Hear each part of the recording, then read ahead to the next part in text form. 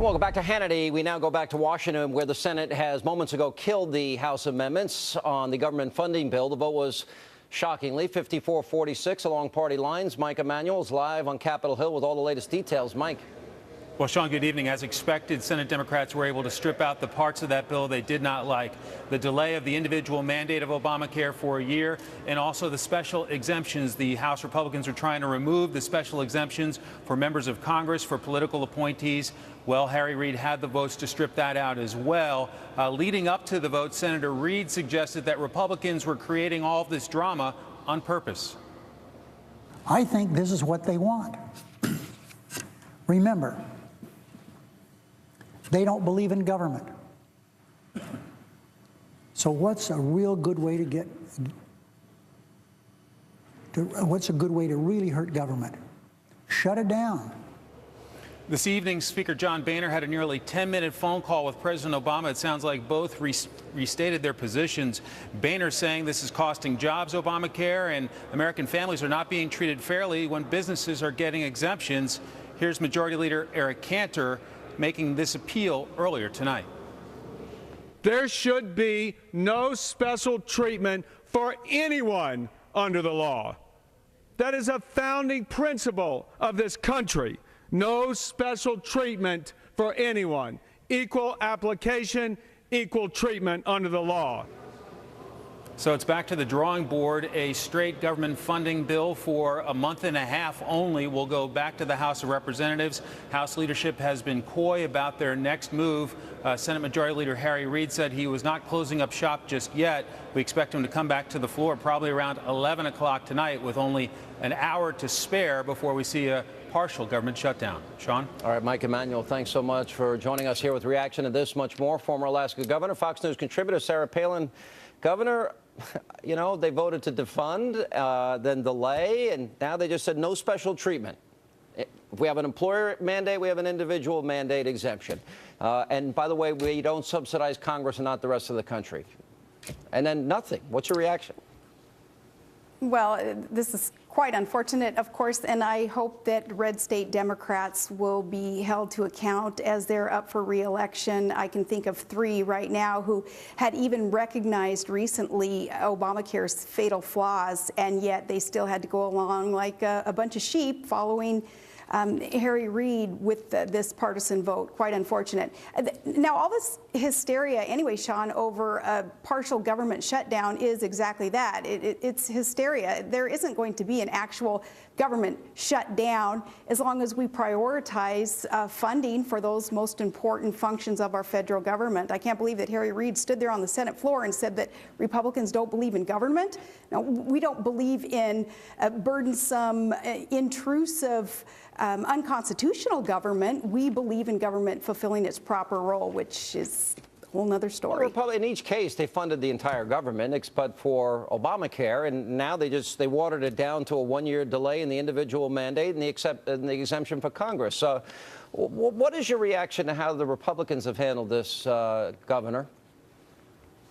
Well, I think Republicans are kind of missing an opportunity here to explain not only more of the fatal, devastating flaws in Obamacare, which this policy, this new program, will decimate our middle class because it's going to make our workforce now a part-time workforce instead of full-time workforce that would require employers to provide health care coverage. So that we're missing an opportunity to help educate people more and more about what Obamacare really is entailing. But also we're missing the boat here on, again, the hysteria of a government shutdown. Remember what happened in the mid-90s with a government shutdown? As you humorously reminded your radio audience today, you said, well, last time, you know, Bill Clinton hooked up with Monica. That's one thing that happened during the last shutdown. But also during the shutdown, Sean, what did we see? We saw the GOP actually gain seats. We retained the majority in the House and gained 2 Senate seats. We also saw welfare reform enacted during that period afterwards. And we also saw, finally, a balanced budget that a deal was struck there. So there are some good things that can come out of making our federal government as irrelevant, productively irrelevant in our lives as possible. We can do that through educating the public during an opportunity like this of some kind of partial government shutdown. All right, Governor, one thing I'd like to see, and we'll get to this when we get back, I'd like to see Republicans stop negotiating with themselves. Also, when we come back, I want to ask you about what you think is going to happen next and what you would advise the leadership in the House to do next. As I understand it, as of this moment, we just got word that the Republicans are huddling in Speaker Boehner's office. What's going on, we don't know yet. We're going to have more with Governor Palin after the break as we continue to monitor Capitol Hill, the looming government shutdown. We are now 2 hours, 15 minutes, and 54 to 1 second away. Straight ahead. Welcome back to Hannity as we continue with former Alaska Governor Sarah Palin. Governor, I guess the question is they went to delay, defund, and now they have gotten to the point no special treatment. Question is, what do Republicans do from here? We discussed this earlier with Pat. I think it's obvious they should just continue to fund each portion of government like they did the military and then hand it over to the Senate, and there's nothing else they can do. What do you think they should do? Yeah, exactly. And remember, President Obama, when he was a candidate, he had promised that he would go line by line through the budget and unfund things that were unnecessary and fund the things that were a priority. Well, now's his chance and congressional leaders' chance to go line by line and fund those things that we need. Another thing that GOP leadership needs to do is remind the public this is not Armageddon. This is a pinprick. It is not the end of the world if there is a partial government shutdown. Now, President Obama, a couple weeks ago when he was hell-bent on dropping bombs on Syria, he said America doesn't do pinpricks. Well, no, we don't do pinpricks, but sometimes we elect them. And it's all the more reason then in dealing with what we have as leadership, politically speaking, in this country right now, that GOP stands firm, demands that same exemption for us average Americans that Congress gave themselves. Yeah, I think it's important to remind people, and even the president said this in his press conference earlier today, that we're going to continue to fund the military and border control and air traffic controllers and mission control and Medicare and Medicaid and Social Security and national security and public safety. I mean, all those things are funded here. And then the Republicans can, you know, piece by piece, continue to fund the rest of the government if they don't want the full bill, and then the Democrats will decide whether to fund the government or not. Maybe I'm just one of the few people. I'm just not. This doesn't impact me mentally. We've had 17 government shutdowns, Governor. I'm not afraid of a couple of weeks of government being shut down, especially it's a limited shutdown. I don't think our politicians are actually afraid of the impacts of a partial government shutdown, a short-term shutdown. I think they're afraid of what the mainstream media will do to them, especially these GOP members.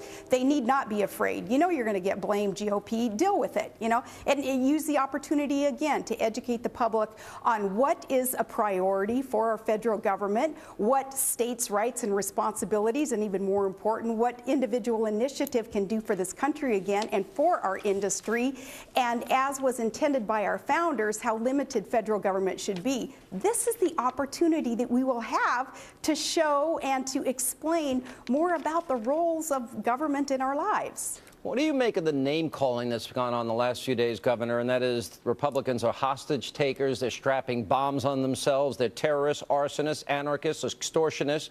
It's time to punch the bullies in the nose. They are racist. One House member said, your hate for this president comes before your love of this country. I mean, I can keep going on. What do you make of the left's rhetoric here?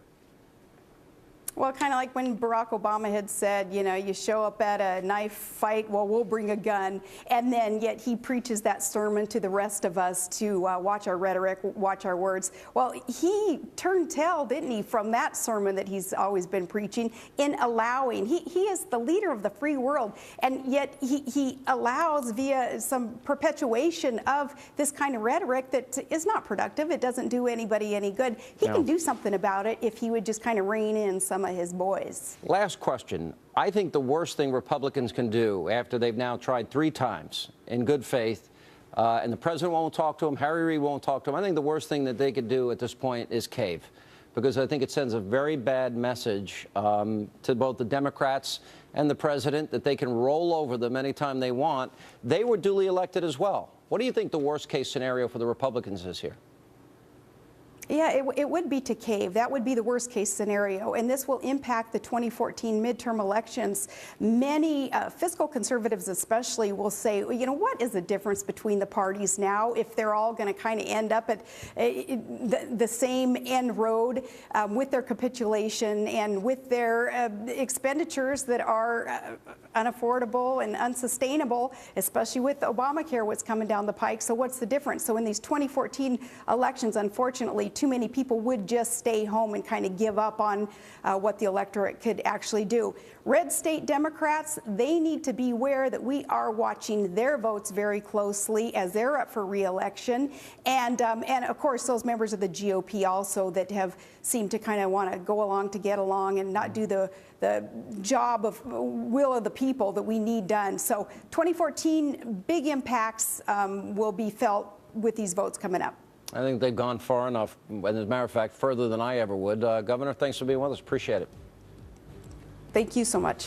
Coming up next, we continue to monitor the developments in Washington as we are a little more than 2 hours away from this big, bad, awful government shutdown.